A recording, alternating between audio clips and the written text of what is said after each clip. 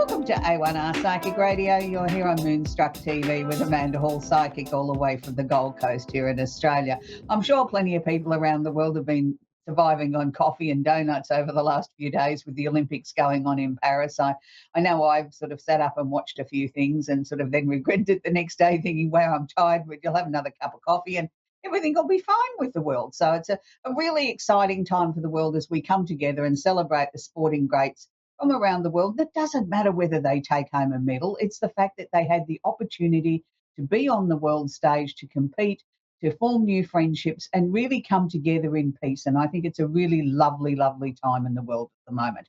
Okay, so the Simply Tarot card of the week this week is a happy house.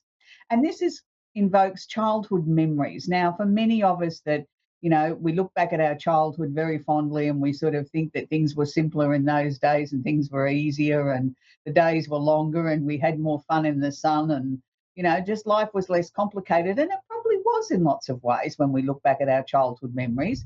And for other people, their childhood wasn't, quite a perfect childhood and they choose to forget it. But for those of us that want to remember our childhood and look back fondly at the things that happened in our lives that brought us to where we are today, that's this card. It's a time of happiness, of reflection, of, celebration, of enjoying the world. And I think enjoying your part of the world. And I think it's a really apt card to come out this week when we're, at the first week of the Olympics in Paris. And it's a really positive sort of card.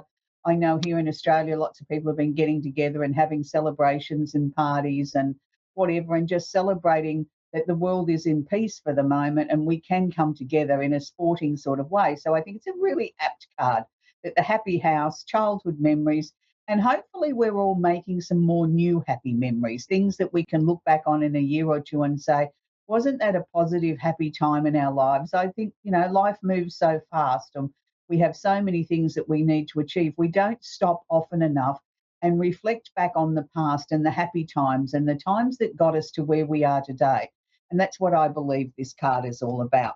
So we're going to go right into the astrology section. As I was sort of, looking at where the planets are, I always take a look at the actual chart about half an hour before the show so that I'm right up to the minute of where the planets are placed and how they're affecting everybody.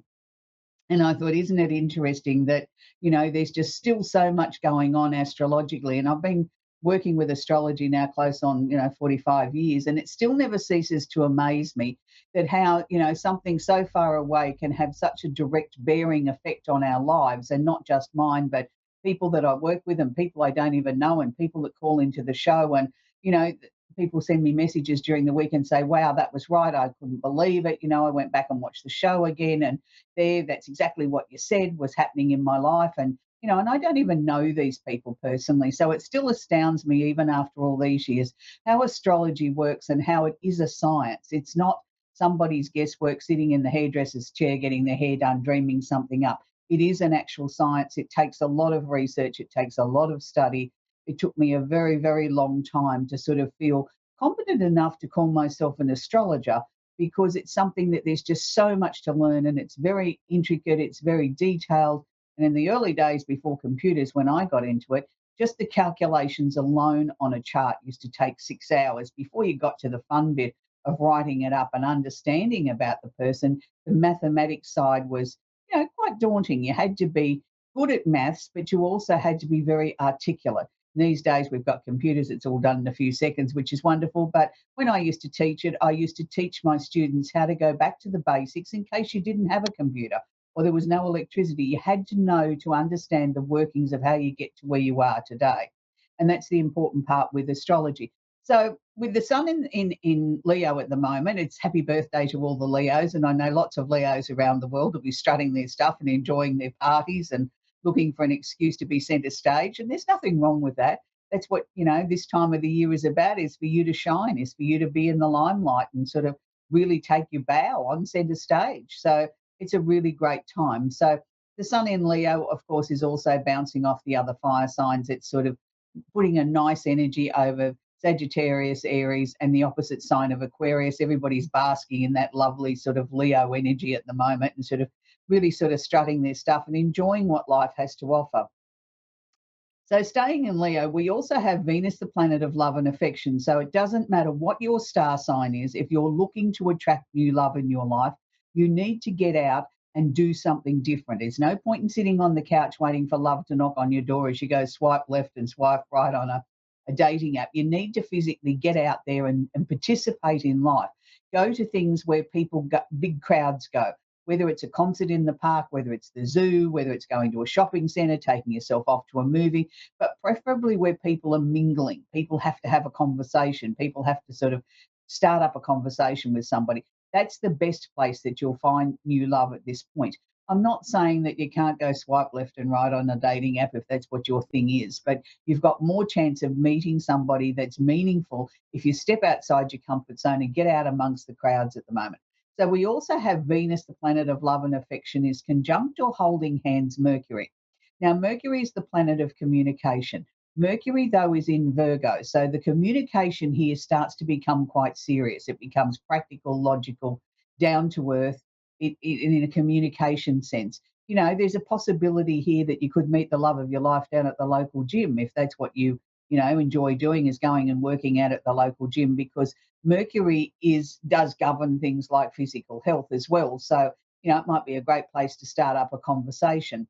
But I'm also going to suggest to you, if you're already in a relationship and there has been a few tricky areas recently, now is the perfect time to gently sort of bring those issues up, to sort of bring them up with your partner and say, look, darling, we need to sit down, we need to have a chat. Couple of things that have been bothering me. I don't want to start a disagreement, but I think we need to work through them and work through them in an articulate, calm, very practical, logical sort of way. Don't come in all guns a-blazing. Come in on the softer, gentler sort of side and sort of try and put it in a very practical, logical way that we're looking for a solution together. Not I'm coming in and bashing you over the head with this is what I want, and this is what I'm demanding. No, let's work on this together in a practical, logical sort of way, and maybe then we can find a solution. And sometimes those solutions can be very healing, not just in the relationship, but can also spill over into our physical and emotional health too, regardless of what your star sign is. Because if we remove the stress out of our lives or remove the things that have been weighing us down, that quite often improves our physical health and enables us to move forward and move more freely through life. So we also have Uranus, the planet of the unusual, the unexpected, like the bolt of lightning sort of striking the ground. Uranus has been in Taurus now for quite some time. Will be still there for a little while yet. So Uranus is creating opportunities. Now, when I'm talking about Taurus, we're talking about Taurus, Virgo, Capricorn, and the opposite sign of Scorpio. Now, Uranus is neither positive or negative. Uranus has the ability to to swallow up and become whatever you need it to be. So it can be incredibly positive or it can be incredibly negative and quite destructive and create things out of nowhere. Now, to give you an example, someone whinging about the job, oh, I hate my job, I hate my job, I hate my job. So you go to work and you get fired. All of a sudden it was the greatest job in the world, but you've sent it out to the universe often enough that you hated your job, that the universe was listening and said, oh, well, they don't want that job, we'll take it away from them. But what you were meaning to say was, I'm not happy with the job at the moment. I've got to find a way around this that I can start to feel more comfortable while I search for another job. Don't just keep sending out, I hate my job, I hate my job, because Uranus will accommodate. It will take the job away from you, and it doesn't matter what your star sign is. So be aware of a little bit of verbal diarrhea. We also have Mars, the planet of action. Now, Mars is the planet that I associate with ego. Now, to me, ego is energy. It's about the thing that makes you get out of bed of a morning that says, okay, bright, positive, all these sort of things. Let's get going. Let's get moving. Now, Mars is in Gemini at the moment. Now, with Mars being in Gemini, it sort of feels comfortable, but it doesn't. It's sort of one of those ambiguous sort of situations because Mars is very high energy, wants to achieve, wants to get the job done. And Gemini can be a little bit fickle. It can sort of dart from one situation to another. Oh, yes, I'm on this track this minute. And then the next minute we're over here and we're doing something else. And, oh, did you see that over there? So, the Gemini energy isn't necessarily consistent with achieving results. It's more sort of like a butterfly flitting from one situation to another, or one bunch of flowers to the next, or the same like a bee, going from one situation to another. But a bee is actually working and gathering honey. Butterflies are just gently touching things. And that's what Gemini reminds me of is I'm gently touching things. I'm going from one situation to another. Not that that's a bad thing, but sometimes we need to sort of structure that a little bit better, that we gain the results that we need out of that. So we're talking about here with Mars, we're talking about Gemini, Aquarius, and Libra. And we're also talking about the opposite sign of Sagittarius. Now, this week alone, I've noticed a real trend, particularly with Sagittarians I've been working with around the world. A lot of them seem to be going through changes, and a lot of them don't seem to understand why. And all of a sudden, they're questioning their ability to be sort of straightforward, tell it as it is, don't ask them a question unless you want the truth. And they're second guessing themselves. And it's, I think, because of all the emphasis of the things that are sitting in Gemini that's opposing the Sagittarian stuff, that's sort of like they're questioning, am I doing the right thing? Have I been too harsh? Have I been too forthright? Have I been too honest? The answer is no, no, no, no, no. You can never be too many of those things. It's just the people that you're dealing with may be a little bit more sensitive, and maybe you need to be aware of that. So still continuing on with Gemini, we have the moon is holding hands with Jupiter, the planet of luck and opportunity, is also holding hands, the part of fortune. Now, these are all sitting in Gemini, so they're all sort of tightly holding hands. It's like playing Ring-a-Ring-a-Rosy together. They're all together. So the moon is the emotional planet. Now, the moon will only stay here for about another 18 hours. So it's got a very short duration of how the moon influences things. But what we need to be aware of here is the moon is the catalyst or the trigger to get us up off the couch, to sort of say, okay, I need to do something more. It's time now to be sort of looking at different opportunities, different ways of doing things. Whether the emotions are triggering something positive or negative is really not the issue. It's the fact that the emotions are being triggered, and it means we're going to get up and take some action. Now, Jupiter is the planet of expansion, opportunity. Jupiter can bring excesses. So when we see Jupiter, we need to be very careful that we're not going to extreme, because, you know, sometimes people can go to extremes. It's nice to have a piece of chocolate cake. It's not so nice to have half the chocolate cake or all the chocolate cake, because then you're going to feel sick and you're going to feel guilty and say, I shouldn't have eaten all that or whatever. But one piece is fine. So you've got to apply that same principle to whatever it is that you're trying to bring in your life, is that you only take what you need. You're not necessarily being greedy and taking it all. You know, there's got to be some left over to share with other people, or for other people to have some good fortune as well. So Jupiter here conjunct the part of fortune is not where we find the pot of gold at the end of the rainbow. Part of fortune is an Arabian part in the chart, but it's showing us where we can shine. It's showing us where we can really, really sort of gain the most out of our lives at the moment by, you know, really being in tune with ourselves. So again, I come back to that Gemini energy of being a little bit fickle, of darting like a butterfly from one situation to another, and there's nothing wrong with that. But at the same time, make sure that you're gathering the knowledge, you're gathering the wisdom that maybe then collectively we can put or corral in one spot and start something new. So it's really an important time. If you're a Gemini, a Libra, or an Aquarian, or a Sagittarian, just look at what the opportunities are around you, because there's loads and loads of opportunities there at the moment that are surrounding us. I mean, you know, for the signs that I haven't sort of really touched on, you know, we haven't really touched on the water signs. There is stuff going on in the water signs at the moment. We've still got Neptune and Saturn sitting in Pisces, which is still sort of flowing over to all the water signs of Cancer and Scorpio, and it's sort of starting to sort of bring more structure, but it's bringing structure to your dreams. So if you look at it in that way, you'll find then that, you know, things are going along at a nice pace behind the scenes. There's not really any great drama or things that are sort of jumping out that you need to be aware of. And that also applies for Virgo there. So everybody's been covered this week in some form or another. It's a very exciting week astrologically, so please don't waste it. We're going to talk with Janine in Green Bay in Wisconsin. Are you there, Janine? Yes, I'm here. You have a question I can answer for you, please, Janine? So I've got a lot of things coming up in my life, and I'm just wondering if there's anything that I should be aware of. Primarily, my daughter's going to have another surgery to correct a surgery that was performed during Mercury retrograde a couple of months ago. Right. And I'm just kind of hoping that everything's going to be fine with that.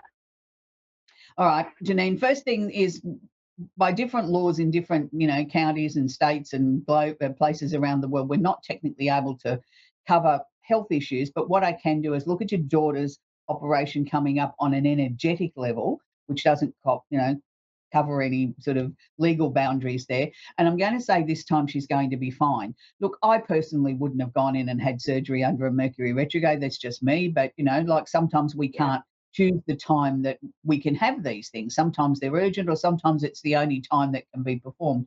But this time your daughter's going in with a different attitude. She knows what to expect. She's sort of going in with an attitude, well, I'm going to come out of this and I'm going to come out of this quickly and healthy.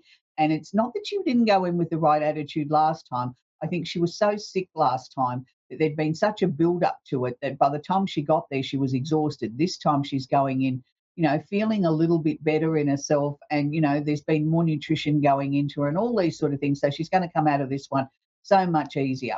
Now, coming back to you, Mum, Janine, yes, there is definitely a lot of changes coming up in your life, particularly over the next 6 months. Now, the first thing I want to say to you is we've got to stop and we've got to breathe. I think you've been sort of going so fast that it's sort of almost like you've been gasping to catch your breath. I want to slow that down just marginally. I'm not saying there's anything wrong. I'm just saying we need to sort of take it, hour by hour, not just sort of, keep going at a frenetic pace that we're not stopping to breathe, eat, sleep, and sort of look after yourself a little bit. Let's break it down into more manageable levels. It's interesting because I think some of the things that you've already got mapped out at the moment that, September I'm going to do this, in October that's happening, in November that's happening, may change slightly. It's not that you're on the wrong path. It's just that I want, as you get to a situation or a change or something that's got to be implemented, look at it again with fresh eyes and make sure that it's exactly as you want it to be. Is there anything there we need to modify, we need to change, maybe need to drop? And by doing that, you'll be able to maneuver your way through the changes quickly and confidently that you've made the best informed choices and decisions as we go along. And that's a good thing. So I want to just sort of say to you, it's time now to sort of really rely on what it is that you believe in. You're a strong person. You've had lots of things that have happened in your life that other people would have keeled over from and said, it's all too hard and I can't do this. And you've kept going, haven't you, Janine? And that's is good that you've been able to come through the other side like you did.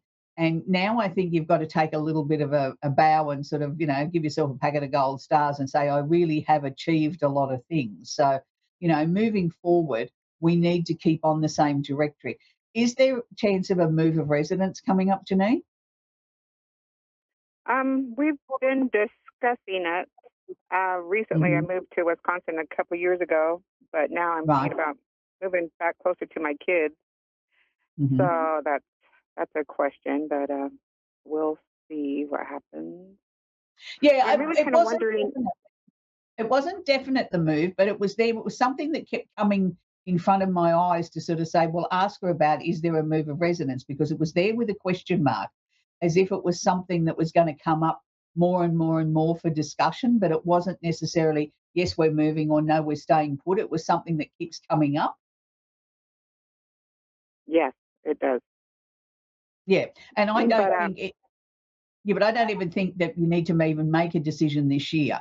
You know what I mean? Like, yeah, if it comes back up in conversation, yeah, we'll talk about it then, but let's not make it the number one priority. I think there's other things that need to happen first. Would you not agree? Right. Yes, I agree. So another question that I have is, am I on the right path for what I'm supposed to do in this life?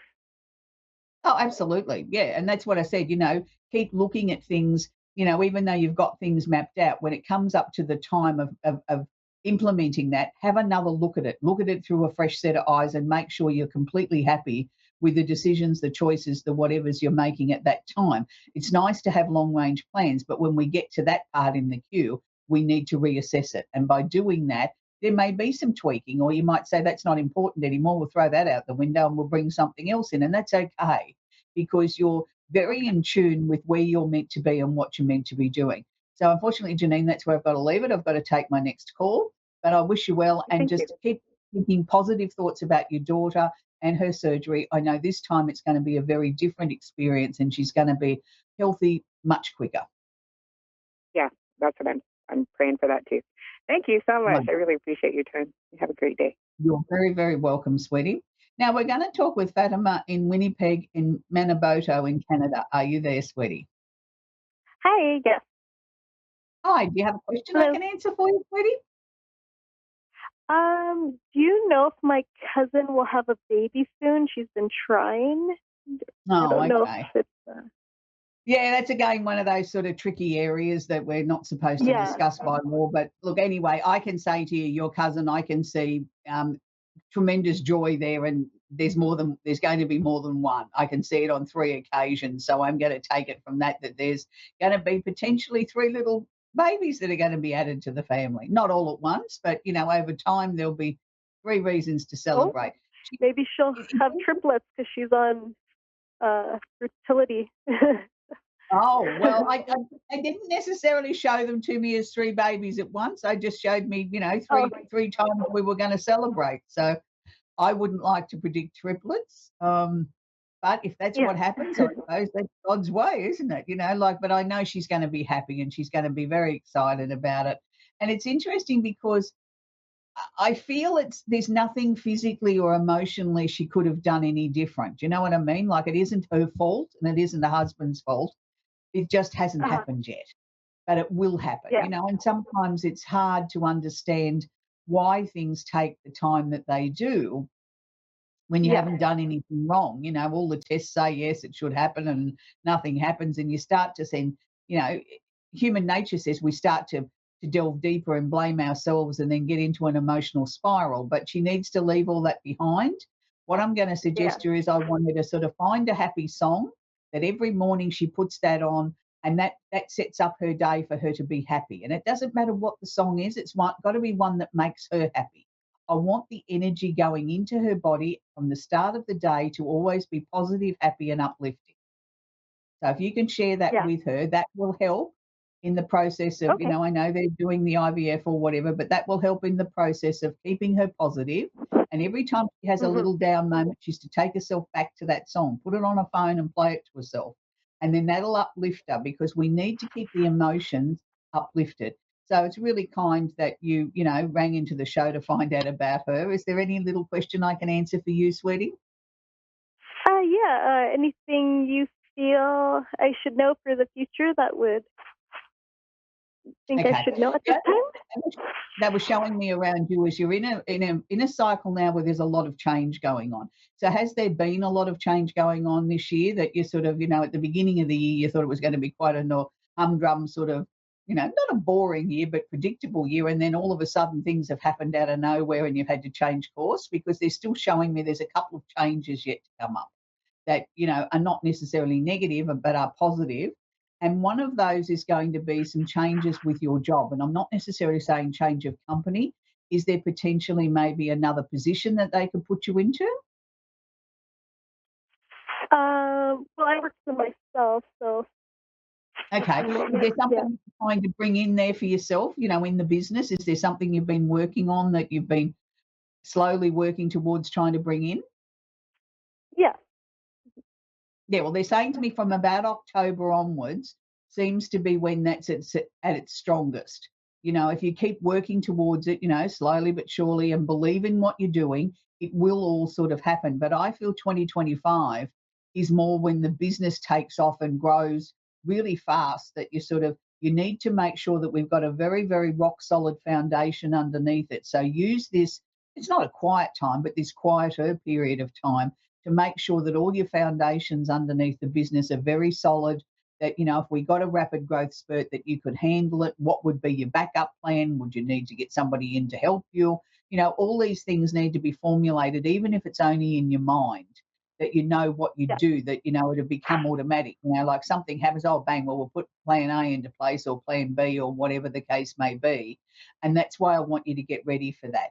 So it's a really positive time. And I also sort of feel in October, there may also be something else that's going to cross your path that you'll look at implementing into the business, maybe not in October, but a little bit further down the track, that's also worthy of looking at as well. Like there's it's a really exciting period because, it's just let's just use this as an example. You sell apples. and you're very comfortable selling apples, you sell half a dozen different types of apples, and all of a sudden someone comes along and says, have you thought about oranges? And you think, no, not really. I'm an apple person.